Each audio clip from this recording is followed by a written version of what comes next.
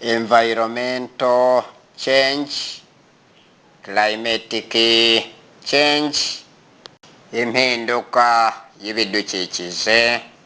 Ubwo ni ihindagurika ry'ibidukikije n'iryo hindagurika ry'igihe kirekire n'ihindagurika ry'igihe gito. Iyo byivanze bikora umukorogo ku bidukikije, ibihumeka n'ibidahumeka, ibikomeye n'ibyoroheje, ibigufi n'ibirebire. Ibidukikije rero birimo ingeri nyinshi zitandukanye. Iyo bavuze climatic change, ubwo ni ihindagurika ry'igihe kirekire kuri iyi si hirya hino hose. Iryo hindagurika ry'igihe kirekire hari ihindukamo ibyiza n'ibihindukamo ibibi. Bishatse kuvuga ibihe byiza abantu bishimira n'ibyabo bigubwa neza nabo bagubwa neza. Naho ku rundi ruhande ihindagurika ry'igihe kirekire aho bihinduka bikaba bibi, bikagwa nabi abantu, bikanagwa na nabi ibintu by'abantu. Muri make ibibakikije byose, byaba iby'Imana yiremeye, byaba iby'abana b'abantu bikorera umunsi ku wundi, byose birahinduka. Tugira high pressure, igitutu gikaze gikomeye cyane ntayegayezwa, gituruka mu cyerekezo iki cyangwa kiriya. Tukongera ku rundi ruhande tukagira low pressure, igitutu gitsiriritse ariko nacyo gifite ubusobanuro. Icyo gitutu gitsiriritse kiba hagati y'ibitutu bibiri biturutse mu byerekezo bibiri bitandukanye, bikahuriza hamwe. Igitutu gitsiriritse noneho gitsirika mu buhe buryo? Yenda katuvuge nka winds. Winds are moving air. Iyo tuvuze wind ko ari moving air, tuba tuvuze imiyaga igenda. Kugenda harimo kugenda yihuta vuba vuba mu minota, mu masekonda igeze kure, ihitana byinshi cyangwa itagira icyo ihutaza. Tugira strong winds, tukagira na weak winds. Imiyaga ikomeye cyane ruhuhusi, rushegesha bishanga, rushegesha amashamba, rushegesha mazu. Uko byaba bikomeye kose, imiyaga ifite ingufu ntibirebere izuba mu kirago, ni ntabikangwa. Imiyaga itsiriritse yo inyuramo ntibihungabane, byanahungabana bigahungabana ku gipimo gitsiriritse nabwo. Iyo urebye umubumbe w'iyi si ni n'urugendo rw'imiyaga, imiyaga ituruka mu majyaruguru y'isi n'imiyaga ituruka mu majyepfo y'isi. Ibyo byombi biratangaje by'iyo miyaga. Byose bihurira hagati ku isi mu murongo ugabanyamo isi kabiri yitwa ikweta. Ku gipimo zero cyangwa ku rugendo zero. Urwo rugendo rero iyo miyaga iturutse mu majyaruguru n'iturutse mu majyepfo ku isi hose ikubitaniramo aho hagati, hanyuma ikazamuka igatumbagira mu kirere. Ubwo ibicu bikiva imuzingo bivuka, hanyuma byavuka byinshi, imvura ikirekura nyinshi muri uwo murongo uri hagati ugabanyamo isi kabiri. Ya high pressure ituruka ruguru muri za subtropical high pressure regions. Ubwo ni uturere duturukamo igitutu gikabije gikomeye muri za degree 30 h'amajyaruguru no mu gitutu gituruka kuri degore 30 z'amajyepfo. Rero iyo zize zose zisatirana zihurira kuri degore 0 aho ngaho muri equatorial low pressure, noneho byahura bigakubitana bigapfubiraniraho, noneho byose kuko binganya ingufu bigahita byose byunga ubumwe bizamuka bikikubita byicuma bijya mu kirere bikaba biremye ibicu hirya hino, imvura ikagwa muri ako karere cyangwa muri icyo gice cyo kuva kuri 30 degre z'amajyepfo no 30 z'amajyaruguru. Aho hose ugasanga hari imvura nyinshi, ariko bitewe nuko yibanda hagati muri equatorial area mu karere kakubiyemo umurongo ugabanyamisi kabiri. Abahanga bo kuri iyi si bayise ko ari imiyaga y'ubucuruzi. Iyo miyaga y'ubucuruzi yombi ituruka muri north east mu majyaruguru y'iburasirazuba, iyindi igaturuka muri south east noneho ni mu majyepfo y'iburasirazuba. Birumvikana ni imiyaga ibiri ituruka iburasirazuba, ubwo ni icyerekezo cy'iburasirazuba bwo ku isi. Iyi miyaga iratangaje, north east trade wind na south east trade winds. Iyi miyaga yombi rero nimba mwumva ko harimo trade n'iy'ubucuruzi, iyi nishobora kuba yaragize uruhare mu kwambutsa abacuruzi baturukaga hirya hino kure bakisanga hano muri Afurika baturutse ku isi bazira mu mato mu nyanja nini. Noneho aho ubucuruzi bwa kure n'ubwo hafi buba burahuye nabwo, imari irahinda, bayita flourishing trade mu mateka. Imari y'ubucuruzi yahinze hano muri Afurika yabigizwemo uruhare niza ry'iyi miyaga yitwaga kuva kare kose imiyaga y'ubucuruzi. Kuza ikabazana bakazongera gutegereza isubirayo, nanone ikongera ikazabasubizayo nyuma y'ikindi gihembwe. Abo nta bandi ni Abarabu bazanye ubucuruzi.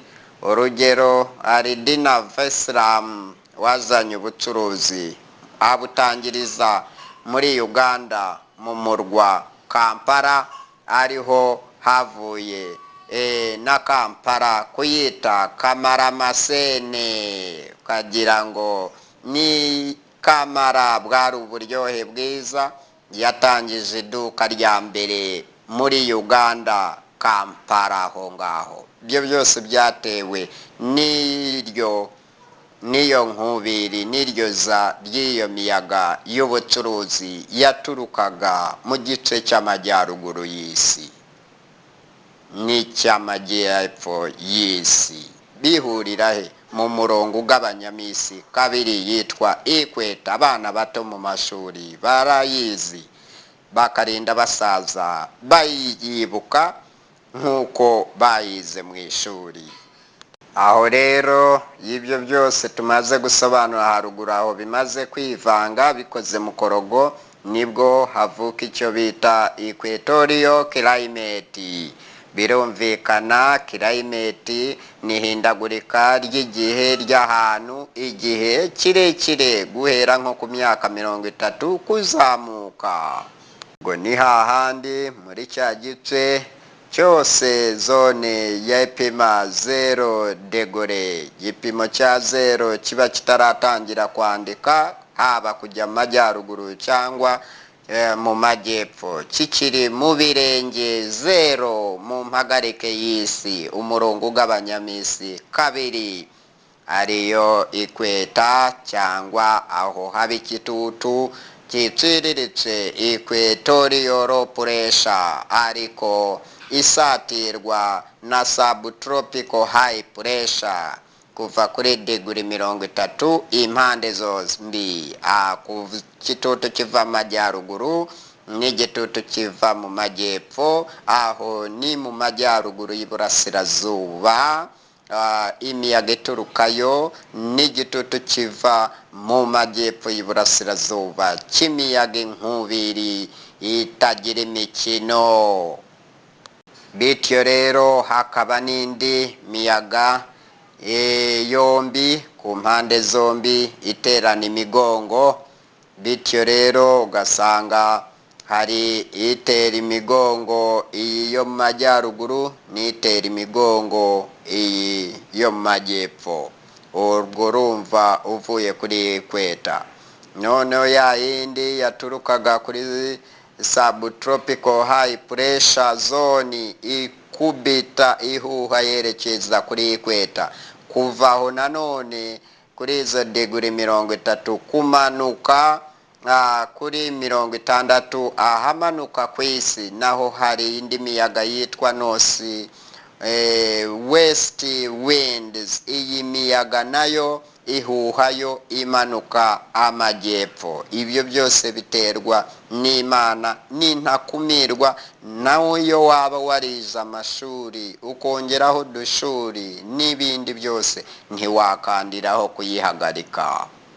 Bityo rero uturutse kuri ekweta nanone kuri 0 degrees ukazamuka kujya mu majyaruguru kuri nanone nka yangano ya 60 degrees ya mu majyaruguru ingana niyo majyepfo, aho nanone icyo gipimo gihurira.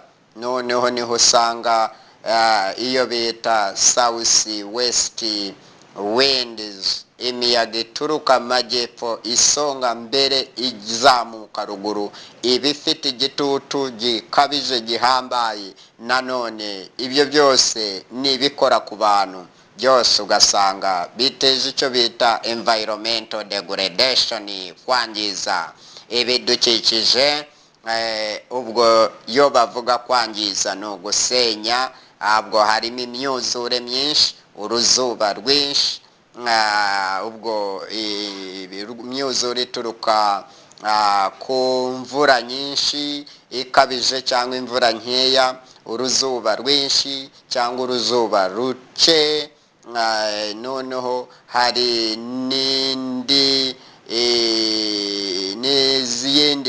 n'izindi ngufu zituruka mu nda y'isi zigatumbagiza inyanja zose, amazi ari mu nyanja agatumbagira kikayotsa igitutu, abantu ntibabibone, bakabona amazi nayo ibisazi birayafashe, arirukansa arahungabanya, arirukansa arahunga, kumbe munsi y'ayo mazi harimo ibirunga kabuhariwe birimo biraturika biragurumana.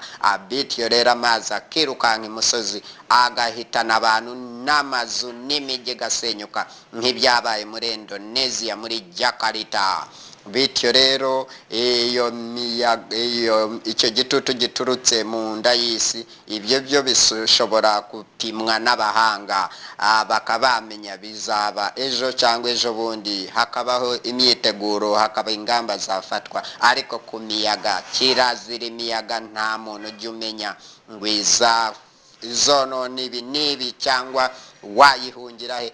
Ibyo byose imyiteguro, imiyaga ntiguha agahenge. Naho ku myuzure ituruka mu nda y'isi n'ibirunga byose byicaye hano ku isi bigaragara, n'ibyo biri mu nda y'isi bitagaragara, byo umuntu ashobora kubipima akaba yabimenya, n'ibimenyetso bikaba byagaragara haba ku bantu, haba ku nyamaswa no ku bindi bidukikije. Ibyo byose birashoboka, naho imiyaga ni ntashoboka. Ngaho mwabahanga mwe, guhera mu majyaruguru y'isi, amajyepfo y'isi, burasirazuba bw'isi n'iburengerazuba bw'isi, that is news, n'amakuru mashasha kuri isi. Muzansobanurire, mubimenya mute iby'imiyaga ngo izonona ibingana gutya? None bibateye impungenge, mwe mubona biba kandi bikonona biba, mubibona namwe muri aho bikabonona bigabahitana rwose bigasenya ubukungu bwanyu bikarimbura n'ibiti n'ibyakatsi byose amashamba akomeye n'atakomeye yose. Iyi miyaga dusobanuye kuva haruguru hariya ifite ingufu irimbura amashamba ibiti n'ibicinshi byabyo byose ikarimbura igashwanyaguza igaterera iriya ku mazi amagorofa agahirima ibyo byose bikajyaho bigahitana abantu n'ibyabo. Imiyaga ikomeye cyane iterura za rukururana hejuru ukagira ngo ni ubupapuro ikubita ishwanyaguza itwara ibimodoka iratwara ibiraro byose iratwara amagorofa iratwara ibyo byose imiyaga ikaze nta muntu wanayipima nta n'uwayihagarika. Ngaho mw'abantu mwe kuri iyi si ya rurema muvuga ko mwahagarika imiyaga kuri iyi si ngaho muzakandireho. Icyo ni ikizamini Imana yabakubise nimuzashaka guhagarika imiyaga muzakandireho. Cyokoza mw'abanyeshuri mwe hirya hino ku isi mwiga wind breakers muzagerageze mutere amashamba hirya hino niyo misozi miremire izabafasha gukumira umuvuduko w'imiyaga. Imiyaga igende gahoro gahoro ariko ntimwayihagarika kugira ngo yihagarika ahubwo irimburanye n'imizi ibyo biti byose n'amazu yanyu keretse imisozi niyo itajya inyeganyezwa n'iyo miyaga ahubwo icyo imiyaga ikora ikobeta ku bikuta by'iyo misozi igatumbagira hejuru noneho ibicu bikavuka bikomeye cyane bikarekura imvura imyuzure myinshi cyane aho mugasanga tufite imvura nyinshi muri kweta cyangwa hirya hino ku isi bitewe n'ingufu z'iyo miyaga n'ibyo yakubitanye nabyo bikuta cyangwa ubwayo igasekurana igakubitana yose inganya ibibaraga none ibyo bibaraga bikahita bihitama bizamuka mu kirere bikarema ibicu ibyo bicu none nabyo bikarekura imvura nyinshi aho ngaho na bwa bukonje utabwirengagije bitewe n'ahariho noneho na bwa bushuhe utabwirengagije bitewe n'uruzuba rwahacaniriye nyuma rugaherekezwa n'imvura nyinshi zana imiyaga myinshi zana imvura nyinshi imyuzure ikahavuka noneho mu ruzuba ugasanga nanone bwa bukonje mu misozi hirya hino barafu ahiri amazi yarafatanye yarabaye amacupa nanone agashonga none yashonga nanone agashongonokamo amazi y'akataraboneka kadasanzwe nayo agateza imyuzure myinshi kabije haba ikonkoboka ku misozi cyangwa imigezi yose kabogaboga amazi nanone nayo akavudukamo imivuduko idasanzwe mutamenyereye nanone igahitana abantu amatungo inyamaswa hirya no hino ikangiza imirima ibyo byose bakabyita ibyiza imyuzure mibi cyane irangiza ikomotse ku ruzuba rwinshi rwacanye noneho imisozi yose yari yarafashe barafu amacupa hejuru yose agashonga ibyo bakabyita climatic change ubushuhe bwiyongera mu kirere noneho ubwo niyo tuvuze mu kirere mu gisenge cy'ikirere cy'iyi si gisenge cy'isi ubushuhe bugakubitayo bugashongesha iyo misozi yatumbagiye hafi kugera kuri icyo gisenge hejuru ku isi noneho naha mu kirere naho ibyo bisenge byose by'amapurafo muba mubona nk'ibyo bicu byose ubushuhe bukabishongesha bikarekura imvura nyinshi noneho byagera no hasi barafu nazo zigashonga byose bikongerera imvura idasanzwe ariko itigeze igaragaza ibimenyetso byaba imirabyo ntayo mwabonye ariko mukabona amazi ya kirimbuza abagezeho nka tsunami yabaye muri Indonesia muri Jakarta. Ibyo byose rero nk'abanyamerika bazi imiyaga rwose idasanzwe yigeze kunyura muri Mexico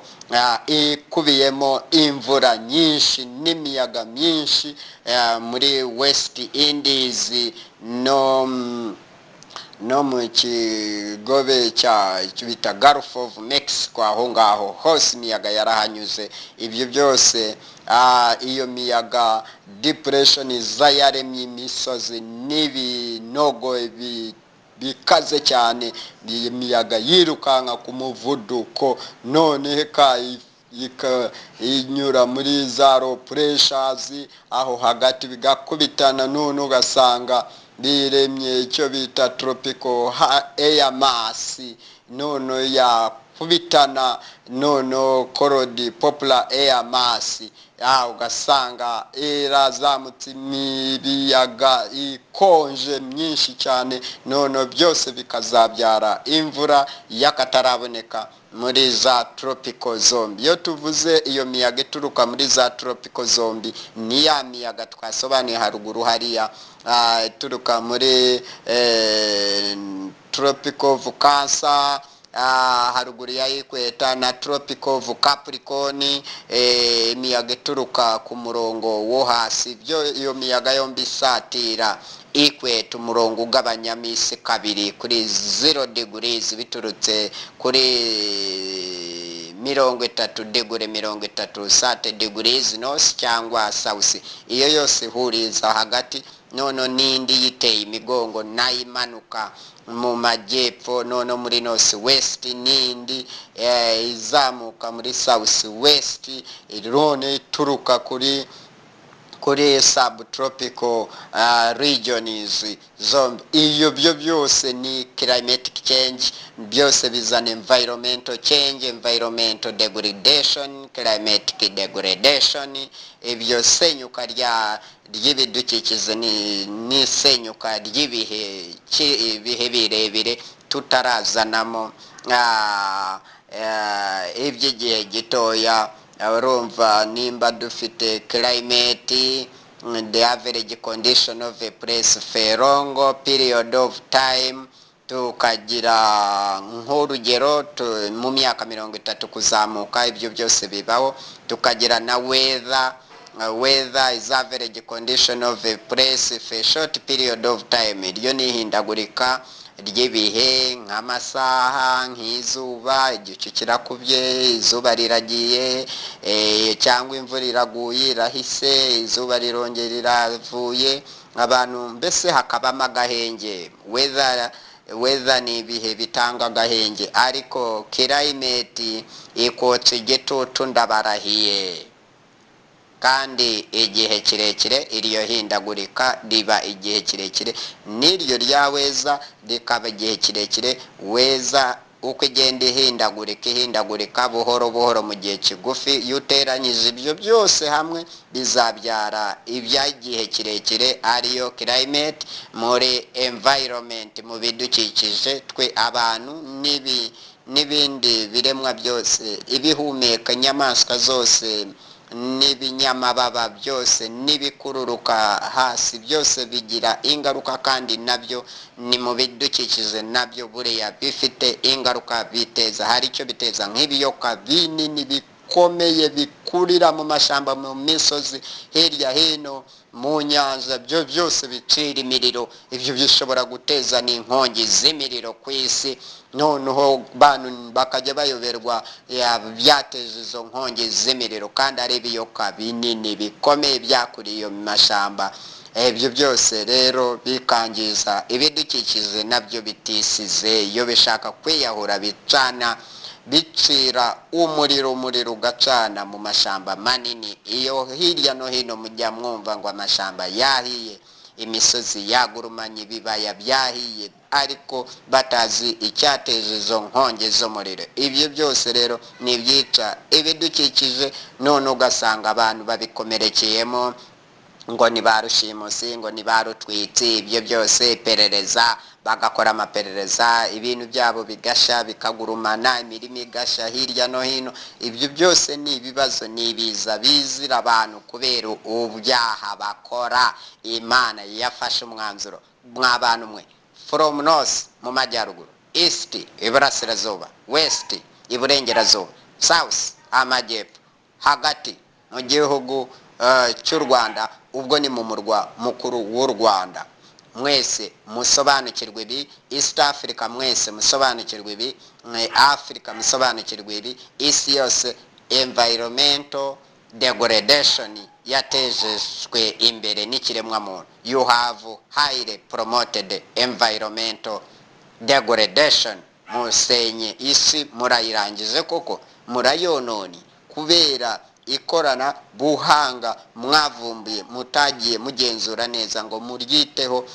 Terambere ry'inganda ryongereye ibyuka n'ibyokotsi mu kirere, byongerera ubushuhe n'ubukonje mu bihe bitandukanye. Nk'urugero mu butayu ninjoro harakonja cyane kandi kumanywa hagashuha cyane. Ibyo byose bibangamiye abanyabutayu n'ubutabire bwabo. Ubwo nabyo wabiteranya bikabyara ubundi butabire bwo bihekane kakitwa karengane k'ibihekane ku isi ya rurema. Twese tugahumeka imyuka yahumanye yose kavamo imyuka ya Satani, imyuka ya Zwahama muri make. Muzarebe ku mpera z'isi habiriya mu majyaruguru ahisigabanira bayita pora high pressure, hiberayo rwose igitutu cy'imiyaga iturukayo isatira mu majyepfo y'isi ku gipimo cya 60 degrees north. Noneho iyo ni north east polar winds, iyo miyaga rwose iza nayo itafite imikino, abaho nabo irabangiza kubera igitutu gikabije ibifite. Bityo rero yaje gapfubirana na south west winds iturutse noneho kuri subtropical high pressure. Ugasanga nanone n'ibintu bitangaje, iteranya imigongo na equatorial low pressure satirana iturutse ruguru n'iturutse hepfo kuri tropical zombi. Ibyo byose ugasanga n'ibintu bitangaje. Noneho mu gihe tukiri kuri polar high pressure, hepfo nanone habayo polar high pressure south east polar winds. Iyi miyaga nayo ituruka mu majyepfo y'isi ku nguni zo hepfo, nayo ihuhu isatira hejuru. Ibyo bice byombi by'impera y'isi nta ruzuba rujya rugerayo, n'ahantu harenganye, haba akarengane k'ibihekane mu minsi 366 cyangwa 365 n'igice. Ubwo n'amasaha runaka yaho hose hararenganye, hahora akarengane k'ibihekane. Bo ikibazo cy'uruzuba rucana ntacyo bajya bagira, bihorera mu bukonje cyangwa ibyaho ibihumeka ibinyabuzima byose bifite ikibazo cy'ubukonje muri barafu gusa. Wagira ngo bibera muri firigo, byose nibyo muri firigo. Ubukonje ni gusa mwabo muri equator no muri tropical zombi ivuye kuri equator ntabwo hariya mwahashobora, ntimwahaba igihangano kigerwa na nyiracyo. Muri make Imana mwe yabaremeye ahantu heza, mwite kuri ibyo byiza byanyu Imana yabahaye, ntimubyonone. Mufate imyuka yose iyiva mu nganda, mu mirima yose murebe uko mubitunganya, hanyuma mukoremo amakara mwongerere bicanwa. Bityo rero mwite ku bidukikije, naho ubundi bwo Imana iraje ikora umuti. Bityo rero kuri 60 degrees north aho hose ni muri temperate low pressure, aho imiyaga iturutse kuri tropical igaturuka indi kuri polar high pressure, nanone ipfubiraniraho kuri 60 degrees north no kuri 60 degrees south. Noneho aho ibihabera nanone ni ibindi bibazo mwe ababa muri tropics zombi n'ababa muri equator mutazi. Bityo rero n'ababa iriya muri polar region yo mu majyaruguru n'iy'amajyepfo mu mpera z'isi, ajya hepfo n'ajya ruguru ibibazo batazi kwababa kuri 60 degrees north uvuye kuyikweta ukazamuka ukagera kuri tropical ubwo ni tropical of Cancer ukaharenga ukazamuka ruguru kuri temperate low pressure temperate zone ayo ngaho nanone n'ahantu haba ubukonje butangira kugenda bwibonekeza ugenda nanone urushaho kuzamuka kuri polar high pressure iriya haturuka igitutu cy'ubukonje nanone imiyaga yaho niyakataraboneka yiturutseyo iraza ikonje noneho ikaza igapfubirana niturutse ahandi y'ubushuhe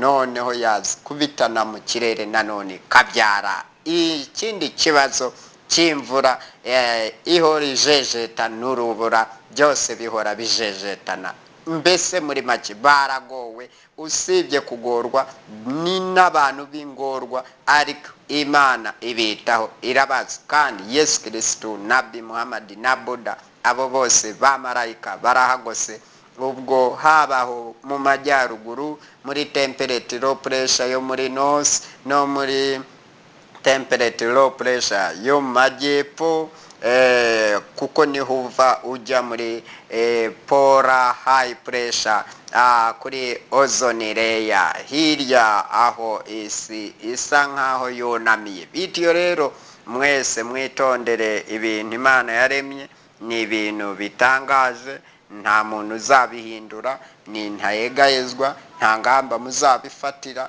mwabategetsi mwafashe ingamba nyinshi ngaho muzagerageze mukandire ku miyaga ntizafatirwe ingamba ahubwo izabafatira ibihano abantu bagiye bayita amazina atandukanye nk'izi za tropical cyclones ugasanga imvura n'imiyaga imigwire yayo imvura nyinshi imvura iringaniye hafi ya ntayo cyangwa igakendera ariko n'imiyaga myinshi cyangwa imiyaga mike n'imikorere yayo n'ukuza kwayo n'imihitire yayo ibyo byose rero ugasanga ni ikintu umuntu yakwibazaho cyane aho hantu aho usanga imiyaga igenda yikaraga ewana ugasanga igenda yikaraga mu cyerekezo yishakiye none igenda imanuka mu gisate cy'amajyepfo y'isi nanone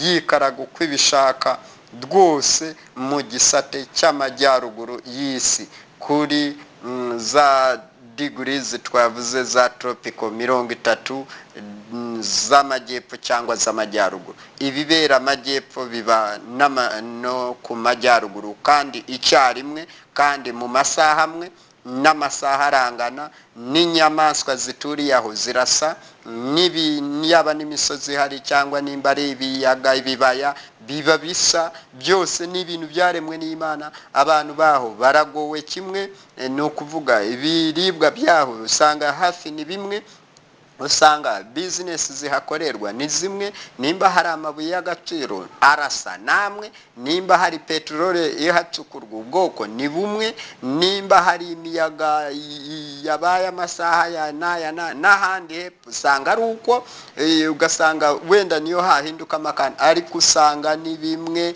biravukana iyo miyaga nayo iravukana irarasana ariko ntivushanya mw'abantu mwe kuki murasana kuri iyi si mukavoshanya usibye no kuvusha mukanicana iyi miyaga nubwo yidegembye itya yigaragambye itya kuki ubwayo itihungabanya mw'abantu mwe kuki mwihungabanya mwakuyemo amasomo muri iri genda ry'imiyaga nk'uko namwe mugenda mwe mugende muhutaze ibibakikije imiyaga nayo yagenda yahura ntihutazanye ahubwo ikazamuka mu kirere none karema ibicu bikarema imvura ikatugirira umumaro. Mwe kuki muhungabanyana umwe ahiga undi mwicana mwica abanyantege nkeya ngo murahiga kwicana aho guhiga mukora ibyiza Imana ibishimiye. Imana yararakaye iraje ikora umuti, gereza zisenywe zose.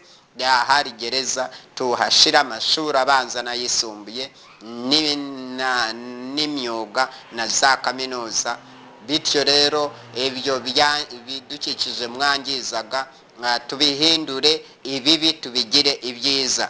Bityo rero tuhubake aho hari amagereza, amavuriro, amasoko n'amasoko y'ubukungu bundi bwose. Noneho tuzavuge tuwishima tukoresha amasabukuru twaripakuruye ibyari bibi twarabigize ibyiza. Ibi bityo rero Imana izatwishimira. Abaruda ivuge n'abana beza, n'abagore n'abagabo n'abana babo ibicina byose. Kubw'iyo mpamvu ikomeye cyane Imana iraje ikora umuti, kandi natwe turimo gukora umuti. Twe abaruda ni abanyapolitike b'amahoro ku isi hose. Niyo mpamvu twakoze inyigo y'ibi byose ku isi. Ni Rwanda Revolutionary United Democratic Advances for 200 good many causes on Rwanda, 2,000 good many causes on Africa, and 20,000 good many causes on our entire world, or for the entire world of ours. Kubw'isi yacu, kubw'Afrika yacu, kubw'u Rwanda rwacu, aho u Rwanda nifuza kurugira umurwa mukuru wa Afrika.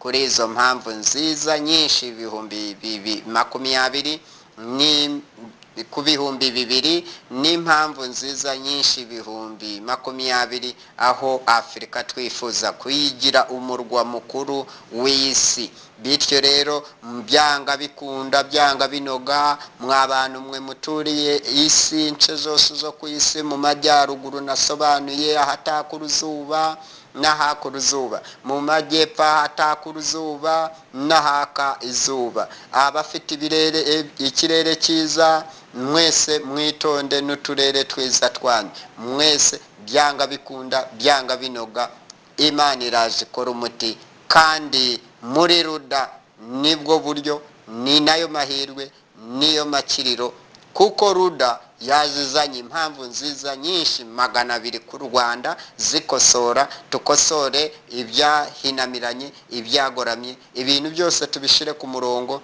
Bityo rero Imana izatwishimira twese hamwe, ababikoze n'ababyemeye n'abatararuhanyije. Tuhindure ibibi amabi tubigiremo ibyiza. Imana izabi dusangemo ari kubwa mahire n'amahoro kandi kuri bose. Bityo rero amahoro azabonekeramo, kandi amahoro adakungurira ba nyirayo.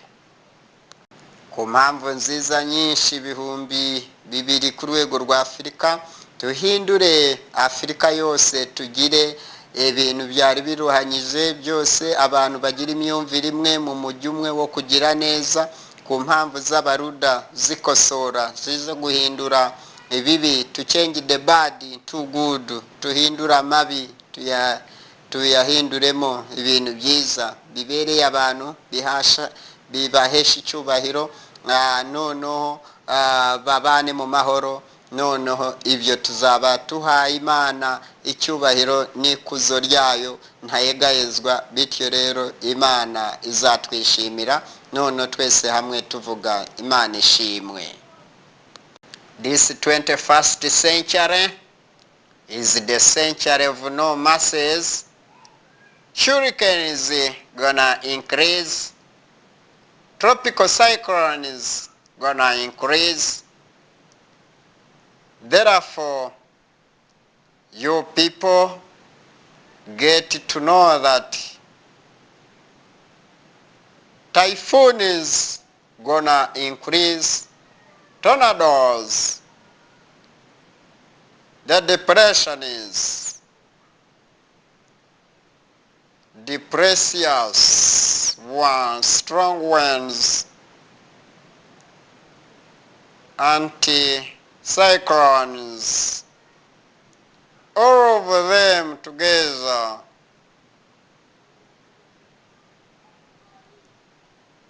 masses associated with diverse pressures gonna bring the greatest change in air masses to meet in a certain place, but with high damage or the highest degree since time immemorial, affecting the natural resources and man-made resources. You people, you disgraced God for a long time.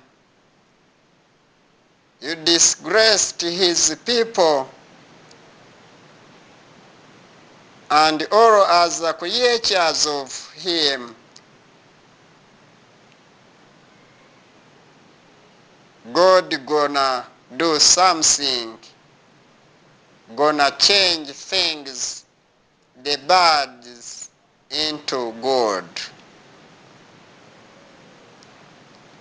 You saw, you met, you heard of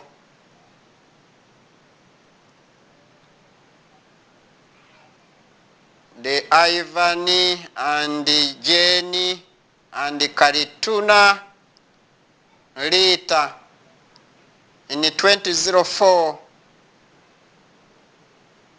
and 2005 respectively.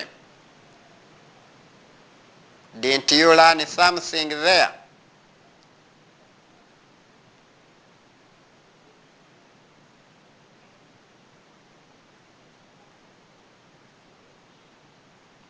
Tropical cyclones have a calm, clear center known as the eye and a violent peripheral known as the vortex. They form within 50th and 20th degrees, 5 degrees, 20 degrees north and south of the equator. Those changes gonna increase whatsoever at any cost. We don't know who to pay, but the change in environment in both hemispheres, the northern hemisphere and the southern hemisphere, changes gonna increase maximally and in total instability. Some will originate from ocean surfaces or ocean seats.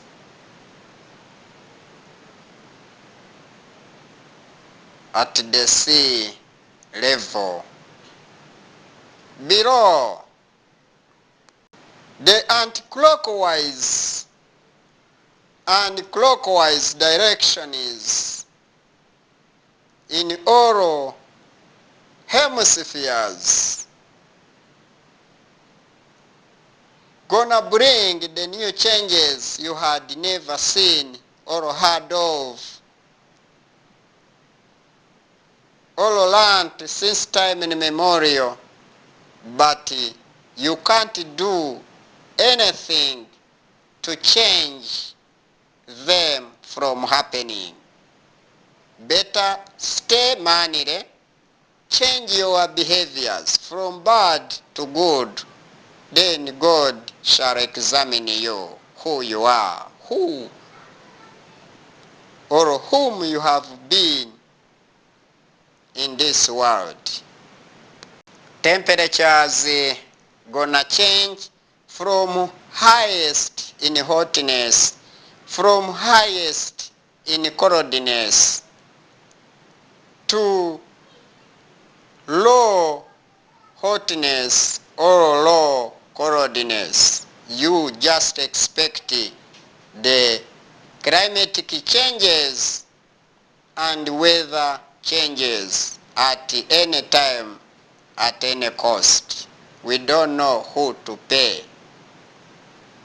My fellow Christians, here and yon globally, dear brothers, sisters, here and yon the Muslim empire, the Buddhas, here and yon globally, you just pray, put your knees down. When you move, just respect God. When you sit, just respect God and His greatest surrounding servants of Him, whom you don't know. People, He respected God and His messengers, but if you did not see and hear, or you did not hear, you won't refuse to see. You ignored God's commandments in millenniums and for millenniums and centuries and their children. But change is gonna happen. Heavy rainfall expected globally. Low rainfall leading to total desertification with high hotness and low hotness. High hotness and high coldness all shall affect people tremendously. Shall affect you, shall affect his and yon. Be it high population densities or low population densities, none will run a case study to stop the godly arrangement in punishing these world wrongdoers.